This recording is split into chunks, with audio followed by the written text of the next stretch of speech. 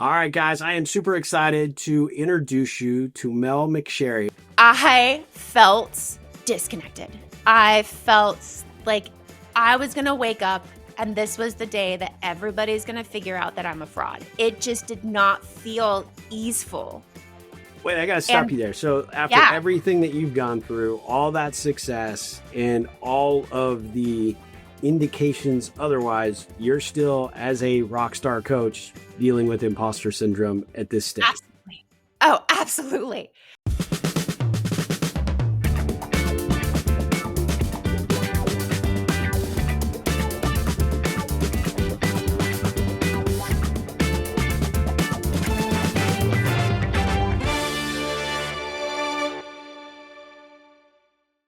Mel, welcome to the Ripple Effect podcast. How are you doing? I am fantastic. Thank you so much for having me here. I'm so excited.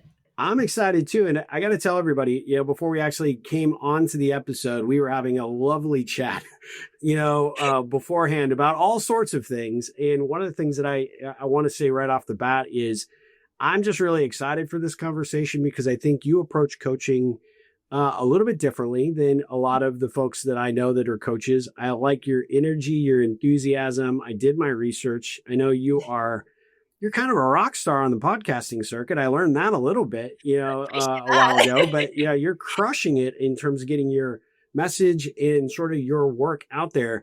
So let me start by asking, what is it about coaching that really does that for you? How did you choose this as a career path? Oh, that's a great question. So I've been in different categories of the coaching industry since 2010. I actually started in the fitness industry. Okay. And the through line and the theme of what has continued to impress me and continue to motivate me being inside of the coaching industry is meeting somebody already knowing what they're capable of, but they can't see it yet. And by just giving them space, tools, frameworks, information, all of a sudden they see and recognize what you've seen all along. And that look of like, oh, like even in the fitness industry, like I can do a pull up or I can run a 5K to, in the industry, that I'm in now in business side, that full permission to be their full authentic selves and really honor how they want to create the business, the money, and the life that they want. And I just get to have the gift and be the honor of being on this journey with them. So how did you make that switch from, in the fitness arena, right? And assuming that you started some coaching and sort of getting your feet wet there, but how did that transition happen? And then how did you get to be in love with the whole business side of what you're doing for the coaching clients that you work with? Yeah, so it was really unexpected because I really thought fitness was it. I'd been very active my entire life. I was a dancer, a competitive martial artist, and so forth. And when I found personal training, and especially when I started my own business with it, I really loved it. But the interesting thing was is that in 2010, when I started, I didn't have my kiddo. I was newly married. And then in 2011, when my kiddo was born, it, kind of threw a wrench in things very lovingly, but also, oh, I can no longer really travel to my clients' homes because I predominantly, either worked with them inside of their homes or outside at a boot camp, or I had a studio space that I would travel to.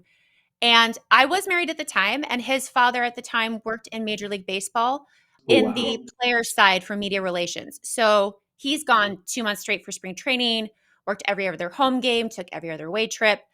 And with our son being born in the middle of the baseball season, it was just like, oh, okay. Yeah. Um, so I actually ended up having to take a pause and doing some VA and online PA work as well as some online medical billing for my father's company, just to kind of figure out, okay, now what do I want? And I do love sharing that part of my story because I think we get this notion that once we decide what we want to do, it's just going to be straightforward. We forget about the plot twists as we move inside of it. And there are many, right? There are many, and they're never ending. I'm never not going to have a plot twist, and neither will you. But it's how we embrace them, right, and Yeah. really understand what it's there to teach us. And for me, it was, okay, how do I recalibrate my business with being a stay-at-home mom, and so on and so forth. And how that came forward was actually a partnership with an online fitness business called Beachbody. It's a network marketing Oh company. yeah, yeah, yeah. Yeah. And P90X, like I same company, right? That does exactly. P90X. Yep. Yeah, Yep. Sean T, the whole nine.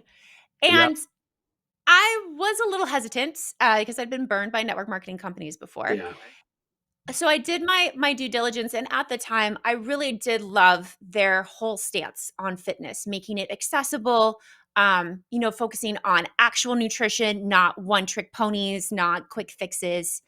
And so I signed on just to purely be an online health and fitness coach. I had no interest whatsoever to do the "Hey girl" messaging, to build a team underneath me. I just wanted to do what I loved. And with that, I was consistently successful rather quickly. And it got the attention of my leader at the time. And she's like, "Look, we coined myself a married single mom. She's like, "You're this married single mom. You are my most consistent coach. Like, what are you doing?" Yeah. And I didn't really think I was doing anything different. But she's like, "Why don't you do a quick day in the life of Mel and just show us how you work your business every day?" And it was in that moment that I realized what I was doing naturally that was different to others, and that Yeah. was I was honoring my time and energy management. So, I would wake up in the morning and I would be like, "Okay, how well did I sleep? How am I feeling? How much energy do I have?" Then I would look at, "Okay, how much time do I have to spend on my business today?" And then I would look at my checklist and match the time and energy that I had.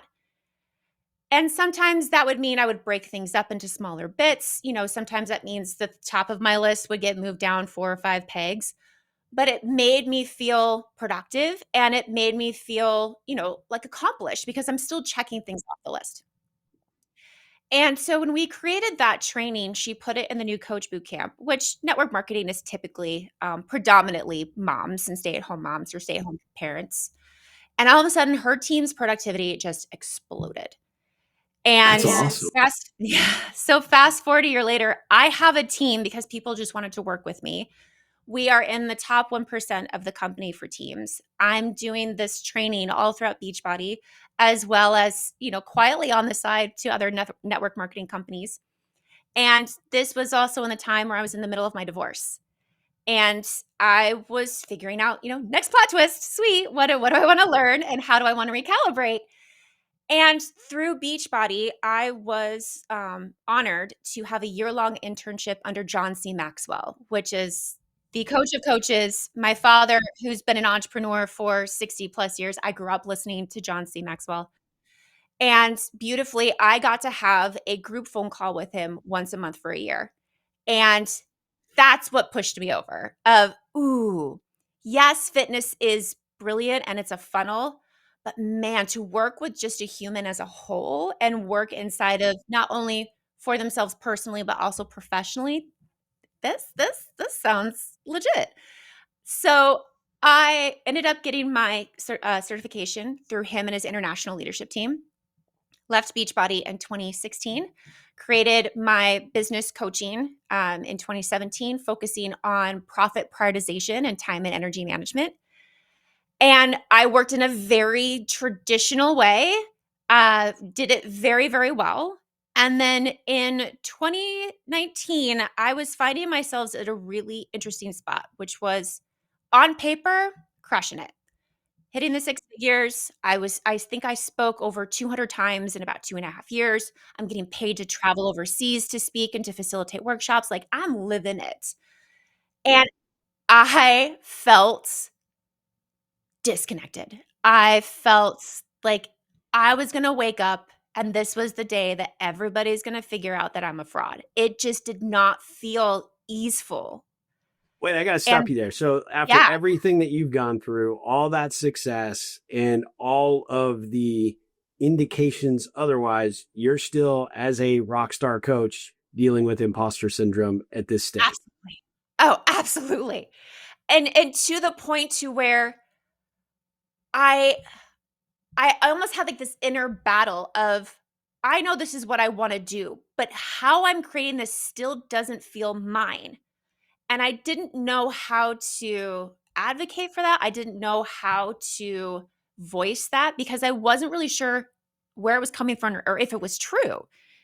Because so often we get kind of dulled, our feelings get dulled down to those one liners of, oh, well, it's just outside your comfort zone or, da da da da.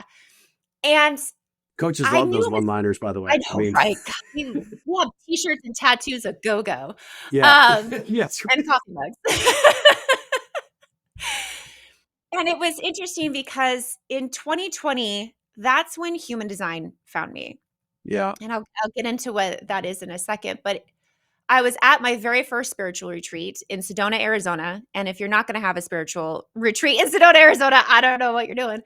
Um, and a person who was, attending that with me brought it up in one of the sessions, and so I went down a rabbit hole that night in my bedroom, downloaded my chart, started reading all my elements, and sobbed because Wow. it was me.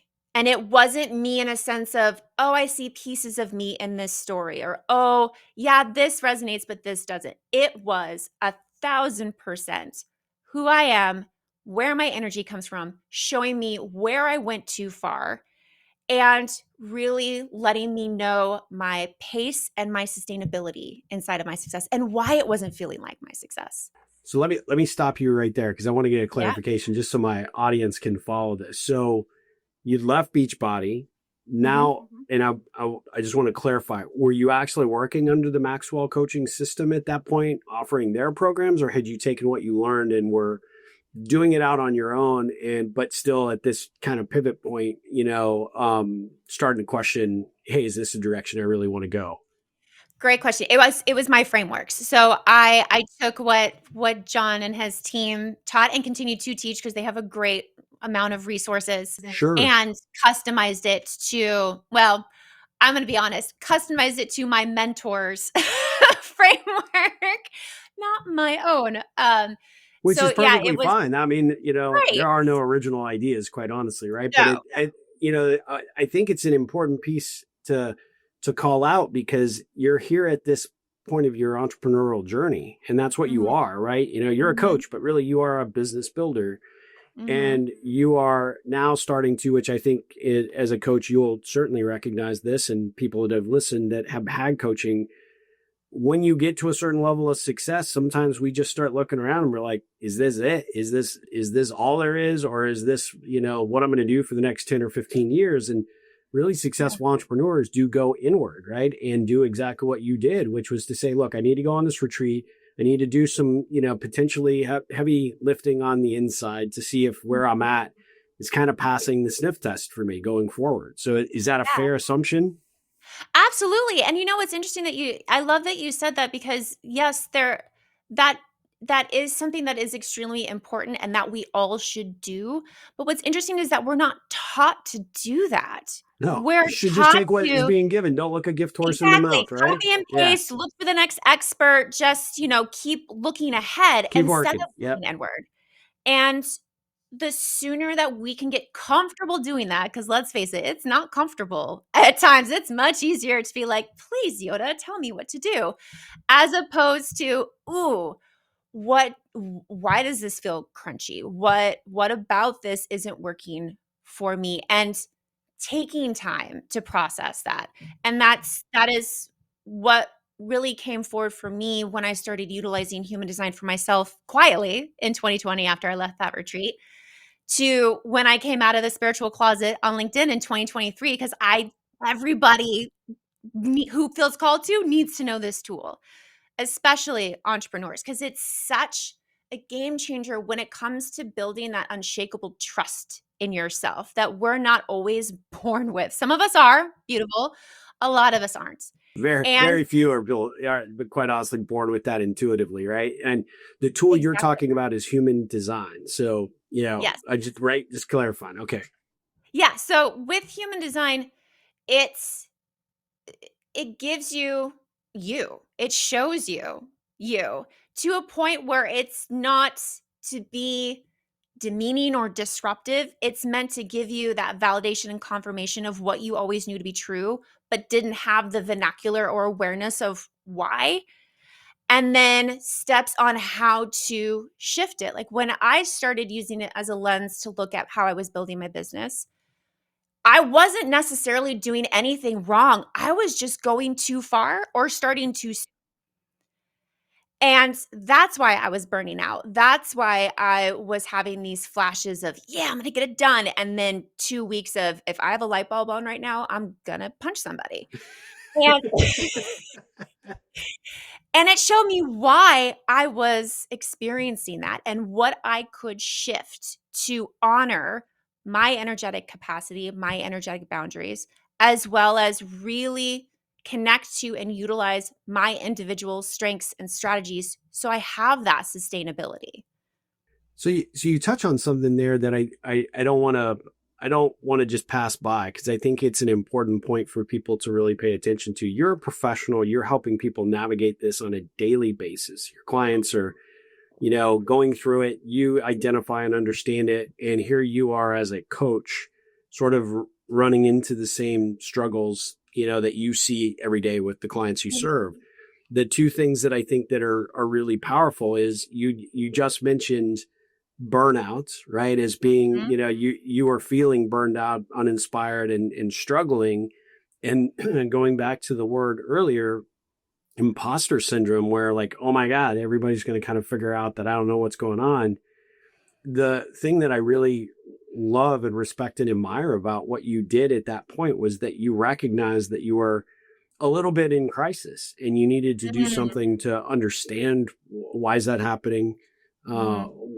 what are some of the factors that are leading to it, and ultimately what am I going to do about it, which I think ultimately is what you're uncovering through the use of this tool, right?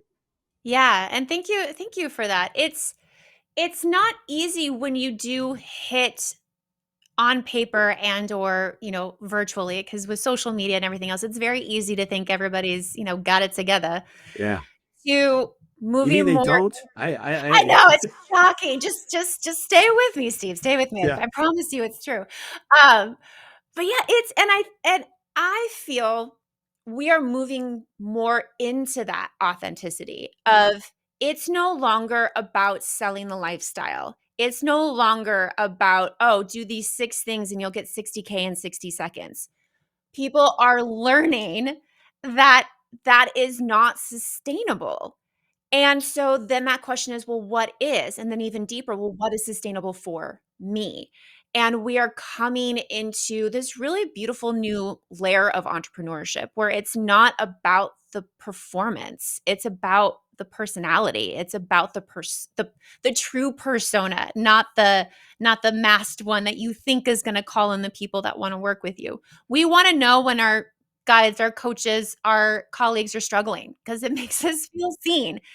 And the more that I started leaning into that, sharing, not that I don't share my successes, because you definitely, absolutely should share your successes.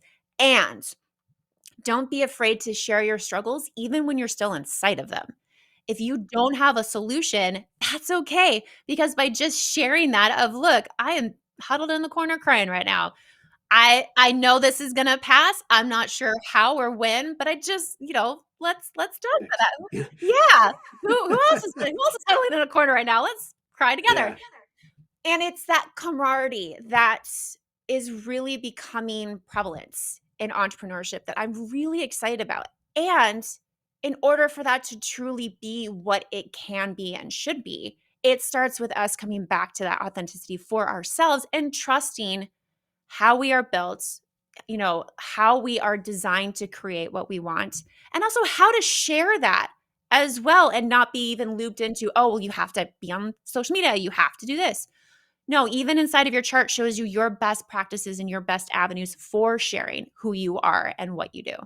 That's awesome. So the tool essentially aligns with who you are at your core and Yes, helps you bring visibility of all the things maybe you're either hiding from or things that you haven't really looked at as strengths or opportunities, absolutely. not just for improvement, but opportunities to maximize and expand upon the tool gives you a genesis to start anew, if you will. Yeah. Yeah. I like to call it your operations manual. We don't think we were born with one, and we were.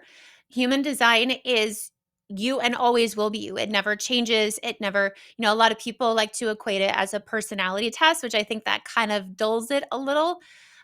Because a lot of those other quote unquote personality tests change as you change because you answer the questions differently.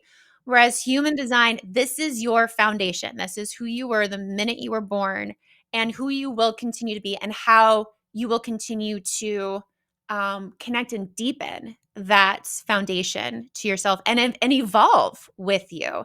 And I love that because it's not something that you learn and forget. I've been incorporating it for 5 years. In fact, the person who brought it forward says it takes an average of 7 years for you to fully incorporate your human design. And I love that because it's not pressured. It's here's you. Here's okay, with my clients, once we have a reading, it's all right, with this new awareness, what is the first thing you want to shift? And it's usually just something little like, oh, I don't have the capacity to follow up, nor am I supposed to. So I'm going to make an automation where I invite people to spend time with me in virtual coffees or so on and so forth. And it just helps you hone in what you've already established and customize it so it supports you as you continue to be present and be profitable emotionally, mentally, energetically, and financially. Hey Ripplers, before we jump back in, I want to take a quick moment to share 2 ways you can go even deeper with us. First, if you're enjoying this podcast, you'll love our paid subscription offers on both Substack and Patreon. That is where you'll get exclusive content, behind the scenes insights, and extra resources about connections and relationships that you won't read anywhere else, plus a few little other ditties. It's a great way to support the show and stay connected between episodes. And let's be honest, if you're craving something even more immersive, and who isn't, check out our Connect and Grow Ripple coaching program. Man, this is a full year of coaching, content, and community designed to help you become a more engaged connector and leader in both life and business. I love this program. I think you will too. You'll join a vibrant community of like-minded Ripplers to gain access to master classes led by dynamic experts, including me, attend live workshops, group coaching sessions, and get the accountability and actionable strategies you need to build more meaningful relationships to create an even bigger ripple effect out there in the world, which who doesn't want that? You can find the links in the show notes to sign up today. Hope to see you over there. Ripple on. There's so much to unpack there that I love the approach that you take and sort of the direction that you use to leverage this as a tool for better understanding of yourself. And ideally for you as a way to step up to the plate to figure out where you can best align as a coach to help that person get to where they want to go. You said something that really strikes me as unique in that it's it's not designed to be a one-stop shop, quick fix kind of approach, right? With 7 years, it's a journey and it's a process. And as well as I do, every coach, I mean, we could probably go to our local Starbucks and we could throw a rock and hit 3 coaches just like, and it would bounce off them and hit 9 consultants, right? Everybody has a tool and a resource. Like it's the greatest thing since sliced bread. You're the first coach that I've ever talked to that actually has a tool and a resource and has gone through it exactly like you were explaining in a way that actually says, look, this is actually, it's a journey. You're going to learn some stuff about you that you probably didn't expect. There are going to be some things that are probably, misnomers that you didn't, anticipate. And there'll be some things that probably feel really in alignment, but we're not going to eat the elephant in one meal, right? We're not going to, be able to attack it. It's not like, woo, I'm fixed, right? And, and that's where I think that a lot of, and I'm not taking anything away from other coaches. I think intentions are always there and pure, but really at the end of the day, everybody's got these tools that are like, well, this is why you communicate this way, or why you've gone through breakups and relationships, or why you keep losing your job. And it's your core energy, and it's your, it's the way you communicate, it's the way you see people and all these things. And I think that people get desensitized to the fact that these tools, when they're kind of one-stop shops, like Myers-Briggs, like, well, crap, I'm an asshole. Nobody wants to deal with me. That's what Myers-Briggs says. Well, how am I going to fix that? Right. Right. Hey, as a coach, I'll try to help you not be an asshole, but you probably are going to continue to be that.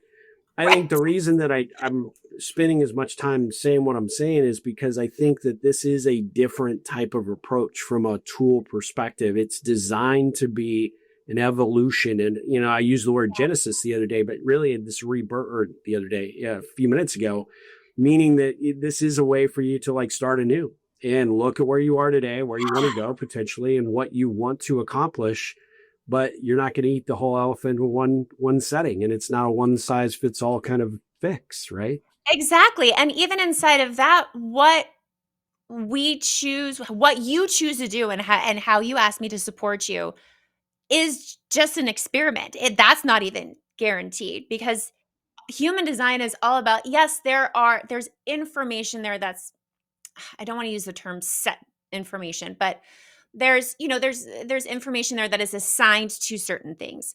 And what I have seen people do is they take that one bit of information. So for example, there's 5 energetic types inside of human design. And human design, because, and we chatted about this earlier, is becoming a little bit more known, but it's being more known on Instagram, and therefore I'm calling it's becoming Instagrammable, where people are taking one bit and then making massive decisions off of, oh, I'm a generator, I can't do this. Oh, Yeah. no, not true. Back Because the they bus don't, up, Gus. Yeah. yeah, exactly. Because they don't understand the layers. I call human design the ultimate onion of personal development, because there are Oh, so many layers and they all work together, but also they work inside of your own space, your environment, your culture, your conditioning. And so it's a constant, and not in a draining way, but it's a constant place to play and experiment, and then glean what you need and go, "Oh, okay. So my bad, went too far again. Here's where I remember to stop. Now with that information, let's proceed." So it's a perpetual permission. I'm going to be illiterate. I love alliteration, by the way.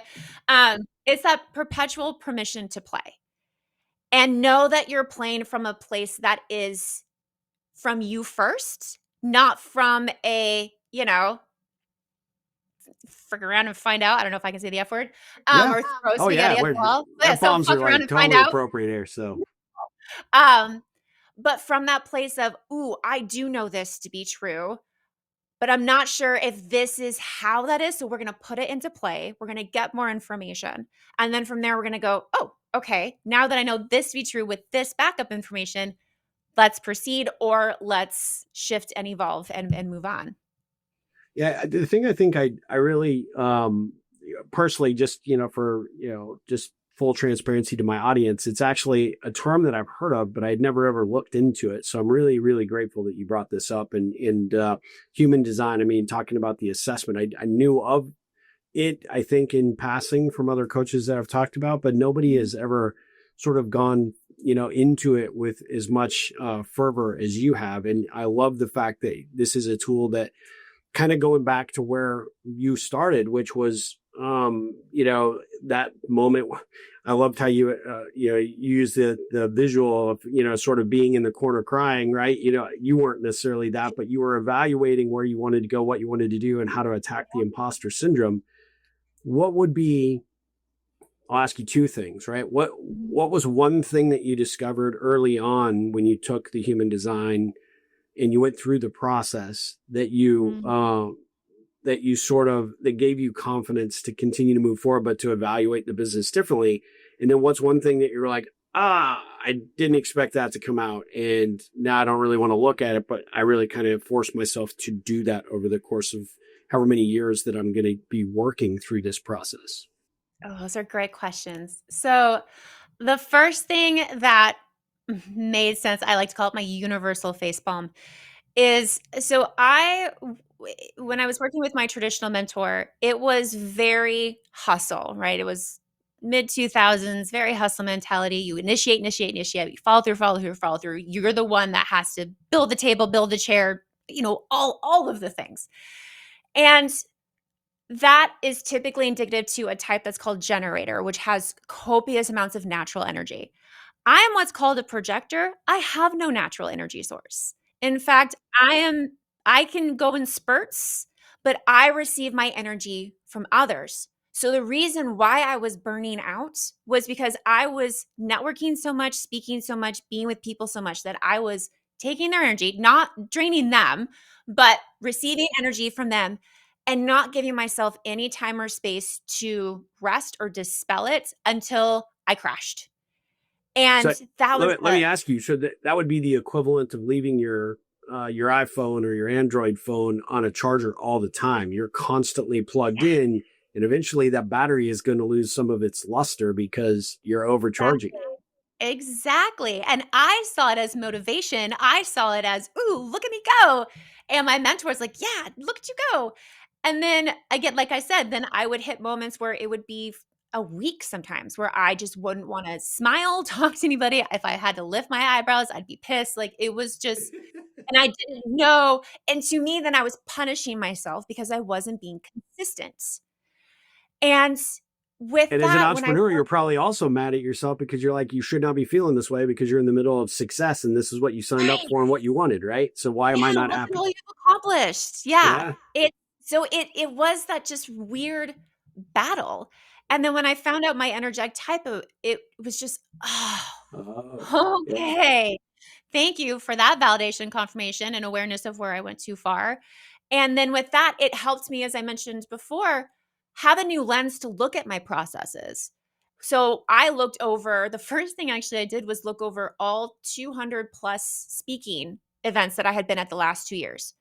And when I looked at which were the ones that were the most profitable to me mentally, emotionally, energetically, and financially, 99.9% of them were because I was invited to them. And that is my strategy as a projector. It's wait to be recognized and invited.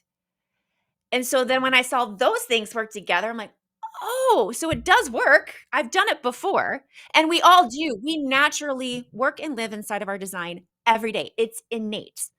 What happens, as I mentioned before, is that we don't know when to stop or we start too soon. And so we overwhelm, overextend ourselves. And so with that, it really helped me look at all of my funnels, all of my da da da da da's, and really honor the capacity I have. Did it happen overnight? No, that guilt factor was fierce, like fierce. And it took me a while to really fully trust that this is how I'm designed to create what I want. But again, every time I would go back to almost that internal market research of, well, hey, remember your most profitable decision was because you were invited to this and then you talked to that. And it was my design playing itself out verbatim. And probably, That's go awesome. ahead. No, I was just gonna say that's awesome. I'm just like sitting here in awe of you. I mean, this is fantastic. Thank you. And I would say probably the more difficult and yeah, I'll just say difficult areas was so in human design, I mentioned that one of the systems it utilizes is the chakra system. Is we have areas called centers. So centers are located over 9 different chakras. Some of them are open, which means we receive information from them. We're not meant to react from them. They're just receptors. And then we have defined centers, which is where we're supposed to send that information to get defined and funneled. What I was doing, because I only have 2 out of the 9 centers defined, so I am open to open, is I was using those open centers as defined centers. I was using them to condition to always be on, to speak before I'm invited. Not in a rude way, but oh, if I don't speak now, they're not going to know my value. They're not going to understand me. They're not going to hire me. And that is all of the open centers being utilized in the incorrect way. And a big And indicator of imposter syndrome, right? I'm gonna make sure you pay attention to me because yeah, and I could see where it was I don't want to be coming from. rejected. Yeah, that's Yeah. really fascinating. And so I love spending time in centers with my clients because that is where those negative Nancy's come from, is not only the conditioning of what we think we should do and what we've been told we should do or who we should be, but also it gives you questions to help retract that, to help move it away from a reaction space and move it into a receptor, and how to then take that information and really understand is this mine or is this Betty's who's sitting across from me, or my father, whatever trauma you want to insert trauma here. Yeah. And it's really helped my clients because, again, they can see it. It's not some grandiose big idea that they go, okay, sure, it's in my heart, makes sense. They can see it. And not only can they see it, they have the questions and the prompts to explore it for themselves, not me, a scripted prompt, but for them to really explore it, connect to it, and understand the wisdom that it gives them, and pull away from that conditioning and from those responses that has continuously created cycles for themselves that they didn't even know they started. I think it's fascinating because the way you started in coaching, which was fitness and about the physical body and the outcome and performance, right? You're still in fitness coaching. It's just different. Yeah. It's still very much in terms of the body. I know we'll have a few people, just because I know my audience, that there will be some people like, oh, it's that energy crap. Like, Yeah. oh my God, let me roll the eyes.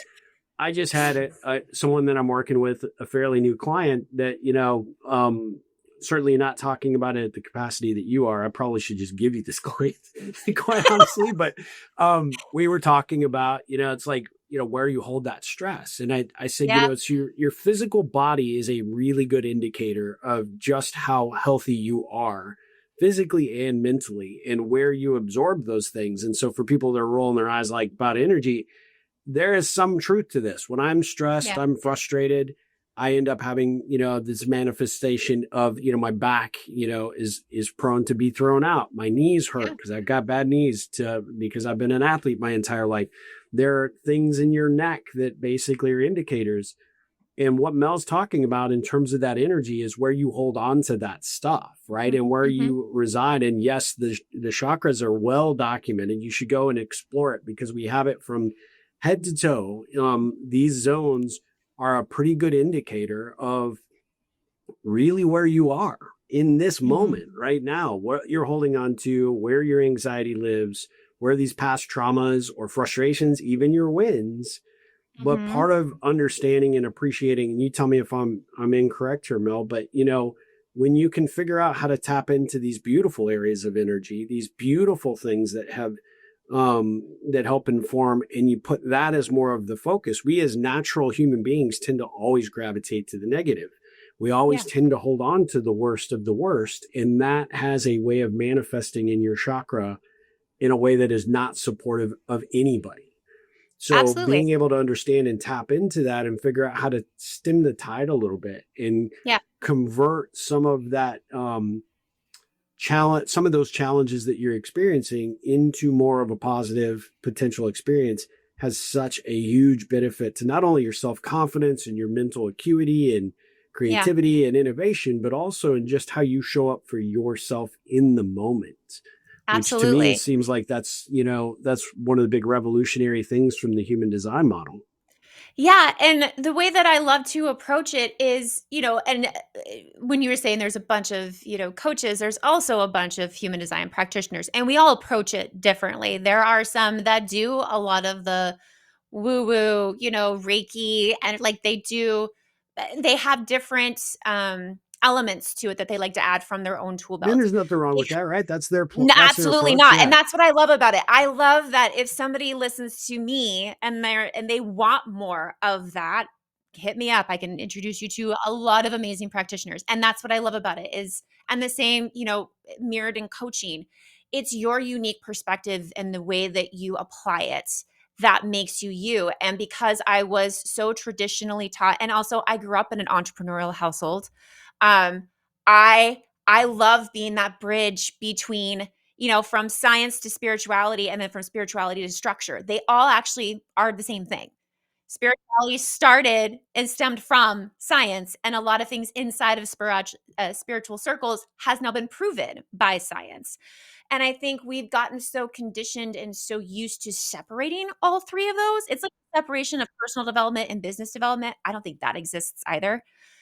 And so it's understanding everything is connected to each other. If you only have the capacity to focus on one, that makes sense. But when you're trying to compartmentalize to a place where you negate something because you don't believe it, which that's your prerogative, it's still there. And the way that I approach human design is, yeah, I have some more clients that love to do the oracle card pulls, that love to talk about crystals, and I love nerding about that too. But I also have my clients who just love that they see themselves, that I mirror them, and I give them that space to be that lens for their business, to look at their message, to help them create a signature talk, to look at their funnels and all of those things. And so, as well as when they have a shit day, I can hold space for that as well. And I can give them, support however they ask for it, of where this is located, how we can move through it, and so on and so forth. So it is that, um, it is bridging that gap between spirituality and structure. And I love to say it also bridges that gap between intuition and action. I can see why you are super successful as a coach. I can see it come through in your eyes and your energy about why this type of work lights you up. And I like the fact that you're like, hey, look, yes, I'm sort of got this business side, and I can produce and help, those folks that are looking for those outcomes, those more sustainable business success outcomes. But really, those things, even if you find them, if you're not really figuring out on this other side of the coin, what makes you tick and why it makes you tick and what you're really, really best at in terms of what really drives you to get out of bed every day, and not just making copious amounts of money or, building this tech company or whatever. It's about showing up as your true, authentic, intended self. And I love how you mentioned the human design, approach as being really that owner's manual that we're all lacking. Like, we did not get it. We don't know. For many of us, myself included, we often look at, well, you're screwed up or fucked up over in this side because, of your upbringing and your childhood or past traumas and all these experiences. And those things do have a play there, right? And they do, like we said, they hold in your body in a big, big way. But you have to do the heavy lifting and have the courage to be able to, be engaged with someone like yourself to say, I know I'm a train wreck. I know I've got challenges. I got problems. I also have this other side of me that is super successful. And on the outward, when I'm on the gram, I'm showing the world like I'm rocking it. And I'm still that scared, individual that really wants to rock himself to sleep in the corner because doesn't believe he, should be there. Yeah. I think this is important for my audience to hear that, because I don't care where you come into this conversation that Mel and I are having. Recognize that you have to put in some work. You have to have some of these things uncovered for you to really recognize and appreciate the life that could be, or the possibility of what you have been ignoring and where that could steer you. Does that feel like a fair assessment in terms of the type of overall coaching outcome, that not only the model that you're using, but really the kind of approach that you're taking with the clients that you serve? Absolutely. It's always about me meeting them where they are at the day. It's not about, let's create your 5-year goal plan, or what would you like to accomplish by the end of the month? Yeah. Like, I do have clients who have their copious sticky notes, who have their whiteboards, who have their goals. And I do love that too. There's part of me that I love a good system. Yeah. And are we ensuring that how you are implementing that system or reaching those goals sustainably yours? And it's in that, I love that I meet clients even in different stages of their business. I have clients who've been in their businesses 1 to 2 years, and they realize the importance of trusting themselves sooner rather than later, which is gorgeous. I also have clients who have owned their businesses 7 to 15 years, and they've realized that they've never, when I speak about especially mental, emotional, and energetic profitability, they're like, what? I have no idea what that is. And I'm at the top of my company, or I have this, multi-million-dollar thing in place. And I feel off. Does this have to keep it up to maintain my identity? What is my identity? Oh. And then it just kind of snowballs from there, because they just, not blindly, but they just followed the checklist. They did the steps. They did everything, quote unquote, correctly that they were taught to do. And as I mentioned earlier, we aren't taught to check in on ourselves. We're just taught to find, set the goal, find the person who's going to tell you how to get there, and do the steps. Let me just interject there, because I think what you just hit on is absolutely imperative for the audience to hear, is that the vast majority of us have never been conditioned to ask for help, right? No. Especially if you're in a leadership role or you are the entrepreneur and you're building your business, you automatically by default take on that role of the person with all the answers, and we know you don't have them. Absolutely. And it's even an added stress when you're in the coaching industry, because I'm sorry, if you don't have the answers, then why am I paying you to give me set answers? Yeah. And so it is also in that identity almost crisis of, and again, going back to my story, I had those moments of, ooh, what if I don't have the solution? Not that John Maxwell ever taught us that's what coaching was, but I conditioned myself to that because my mentor's like, no, keep them in the framework, keep them, don't give them to anybody else. Don't tell them about other experts. Just keep it in your formula. And it was something that I hardly ever did inside of sessions. So then I felt guilty about, because I'm like, well, maybe I don't know. It can turn again into this snowball of, well, this is what I'm told I should do, but this is what I want to do. But I can't do that because I should do, it's just this constant second guessing yourself. And when you feel that pull of what you want to do, I get asked often, what is the one piece of advice that you love to tell people? And the one piece I love to say is trust yourself. You really can. It might be awkward. You might have never been able to do it ever, and that's going to take practice. But as I said before, you naturally live and work inside of your human design. I've never had somebody have a reading with me and go, what? Like that doesn't. I see instead their shoulders drop, them taking a deep breath and going, oh, I'm not lazy. I'm not crazy. I can do 7 things at once because I'm a manifesting generator. Good, because I was wondering why anytime somebody told me to niche down, I wanted to throw up. Like it just gives you that permission, as I've mentioned before. And so it's within that we can expand even further than what frameworks provide for us. It's almost holiday time, and one of the best gifts that you could possibly buy your friends, your family, your employees, your coworkers, or maybe just random strangers. You want to just hand out awesome stuff. This book right here makes it excellent gift. I can personalize it for you. I've got quantity discounts. If you reach out to me, I can talk to you about that.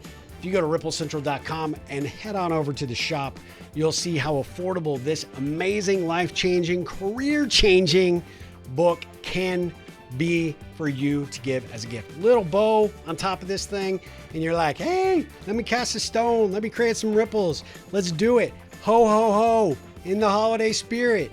Let's get people rippling in the upcoming holiday season. The Ripple Effect, maximizing the power of relationships for your life and business. The 3rd edition by yours truly, Steve Harper, available exclusively at ripplecentral.com. Technically, that's not true. You could get it at Amazon, but those guys keep tearing up my inventory. Like literally, I send them the books and then they tear them up and then they send them back and they want me to send them new books. Don't like that. Big corporate, big box BS going on over there. Just go to ripplecentral.com. I will ship it directly to you. No bows included, because you don't want my bows. They're no good. They don't look good at all. 3rd graders probably do better bows than me. But the book, awesome, and makes an excellent gift. Holiday gift. It's almost that time, my friends. The Ripple Effect and some of our other things in the shop might just tickle your fancy to give as a gift this holiday season. Mel, I could talk to you literally all day about this. I mean, you mentioned the word nerd a couple of times. I would nerd out on this stuff so much. We will definitely have to continue this conversation at some point. I'm very, very impressed. I was impressed before we even started recording, but I've got to say, there are certain people that I interview that I know that like, you can just tell like they should be doing something potentially other than what they're there to talk about. Or, they're like, yeah, this is my flavor of the day. You not only set this up in such a beautiful way, but you walked us through your entrepreneurial journey in such a very special way. And it gave, for me and hopefully the audience, a really strong insight as to how you've arrived at the work you do. And how and why you are successful at being the coach that you are.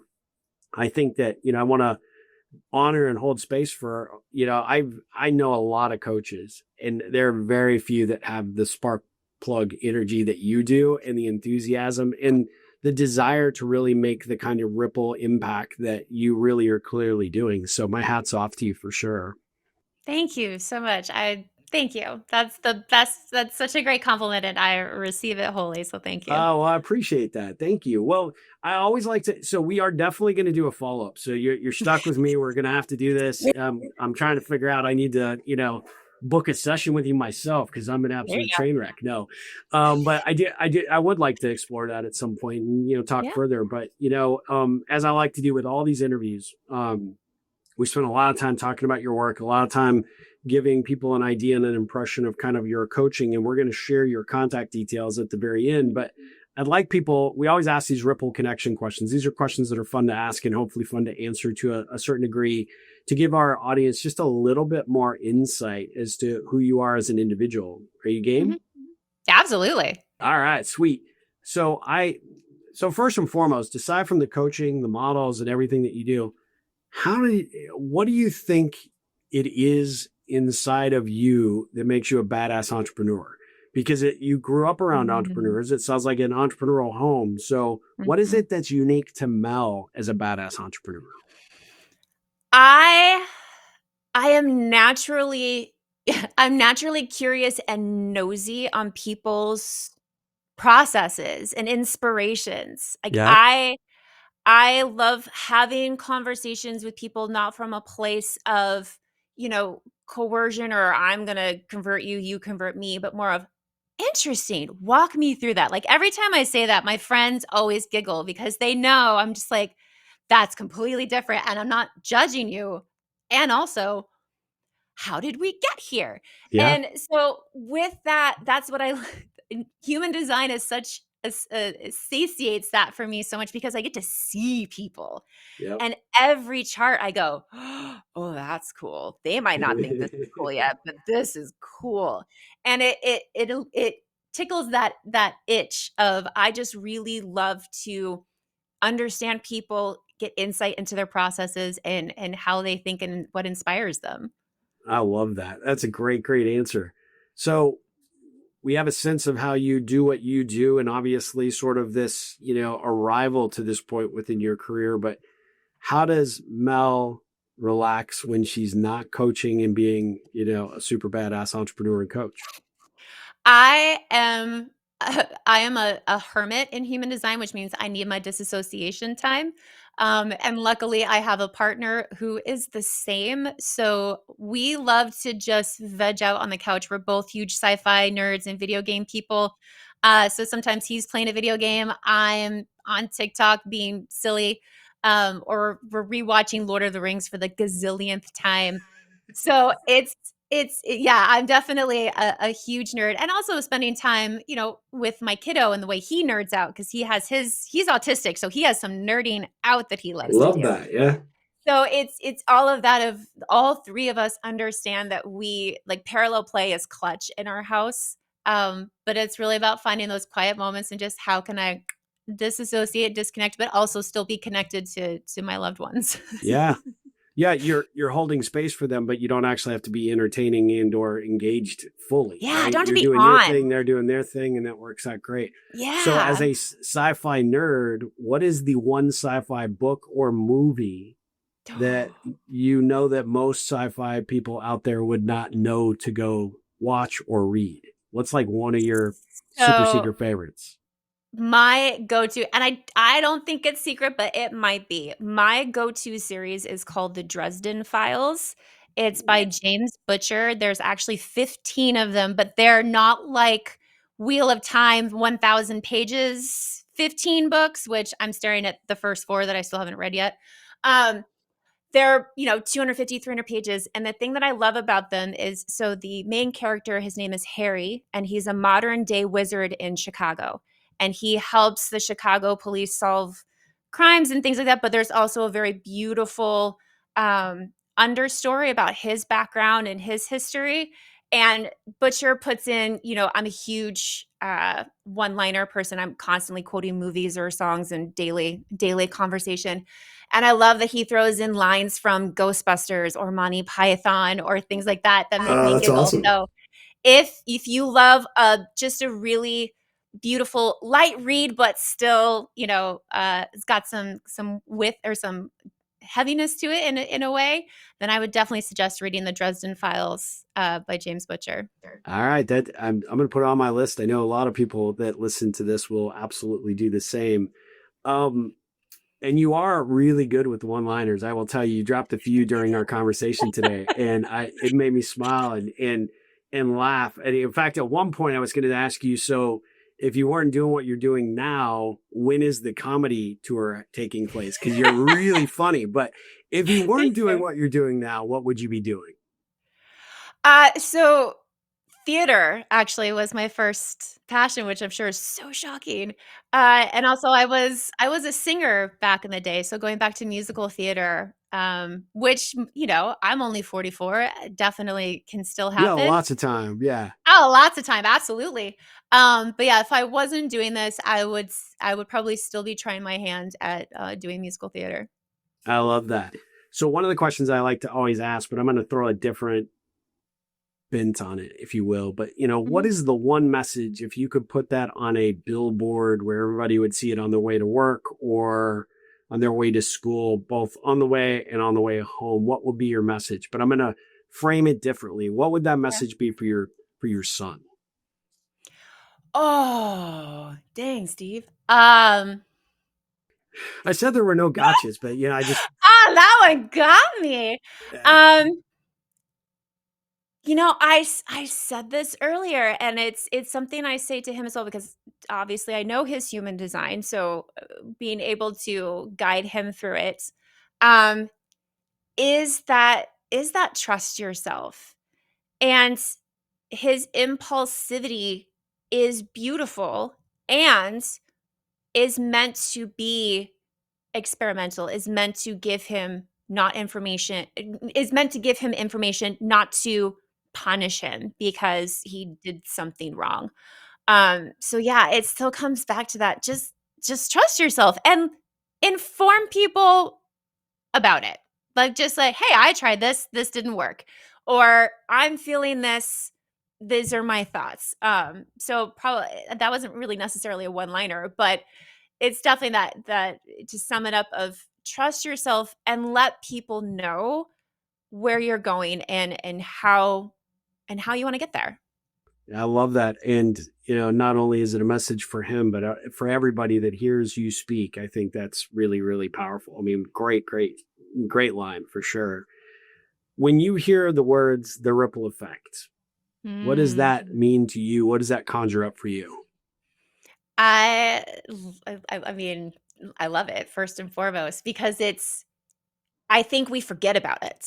We just look at the instantaneous connections that we can have, or the instantaneous results that we can provide. And we forget that we probably won't see 90% of the effect we actually have on people. And if we thought more about that, of not only how is this affecting me and the person in front of me, but 5 people behind them, I think it would really hinder a lot of outside talk that should be inside thoughts, or spend more time pausing and going, why do I want to do this? What do I want out of this? So having more of that outward awareness that, yes, you are the singular most important person in your life and in your business. Absolutely. And you are one person in a collective of a billion. And we all, going back to science, are connected through frequencies, through energies, through all of the things. So understanding how you present yourself, how you step into the day, the space, whatever, it is more than just about you. It's about how can you create an effect to where, 7 degrees or 6 degrees of Kevin Bacon later, somebody's like, hey, I know you. I don't know you personally, but I know you because of XYZ. So leaning into the beauty into that and letting go of that, because it's when we let go that the ripple effect goes even further than when we try to block it in. Oh, I love that. That's a fantastic answer to that question. Thank you for that. What ripple can I be looking to create for you? I mean, this podcast is definitely a part of it, right? I think having that connection that we've had and the great conversation, it's already started, and it's going to naturally progress with whoever you meet, who you want to introduce me to, and who I meet that I want to introduce you to. And it's a powerful effect because we are starting from a place of authenticity. Yes, I'm here to talk about myself, Audvi, and I'm here to do it in a way to where I can connect with people, not to sell myself, not to sell my story, not to sell my services. It's come to get to know me. And if I'm cool, then let's see if you're cool, and let's go from there. So this podcast is definitely started, and again, I'm sure the connection that we will have, because I joke around with people that once I meet you and I like you, you're stuck with me for life until you either tell me to fuck off and die or block me from all social media, and even then, I might like kind of weasel my way back in. So I'm excited to see how we continue to connect with each other and support each other, and it's all because you have this great space that you created.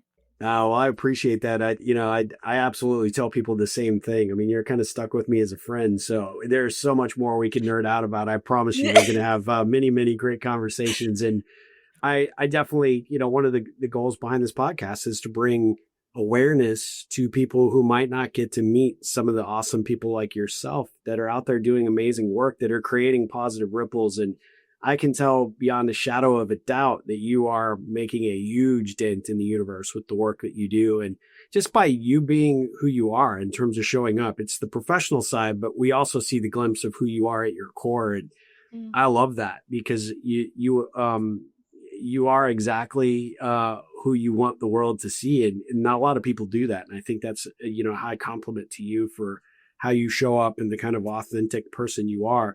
And I'll be perfectly honest. I learned you'd been on like 60 podcasts. I'm like, oh crap. I'm like, this is going to be tough. I don't know if I can do it. Right. And you made the conversation so much fun and so engaging. I am not BSing you. I can't wait for the next one. Thank you. And I want to mirror back that compliment to you. I've been able to show up as I am because of you, because of the space and the connection that we already created. So that's an credited to you and how you step in and how you authentically are. I mean, you dropped the F-bomb first, and I was like, sweet, I can curse. So you have initiated so much and will continue to initiate. And I give you full props for, again, creating a space where not only you step in as yourself and create that comfort for us as your guests, but also the fact that it's mirrored and it's honored and it's lovely. I thank you. I received that as well. I appreciate that. I'm going to have my editor just cut that little portion out. I'm just going to play it on a loop in my office all the time. So I really appreciate that. I would be remiss if I didn't make sure that we finish up by making sure that everybody knows what's the best way to follow you, get involved in your work. How do you want them to reach out to you? Because I do think you're going to get several people. I know several that I'm going to make sure they see this episode when it releases, because I think that they need to get engaged with you from a professional perspective. But how do you want people to engage with you, Mel?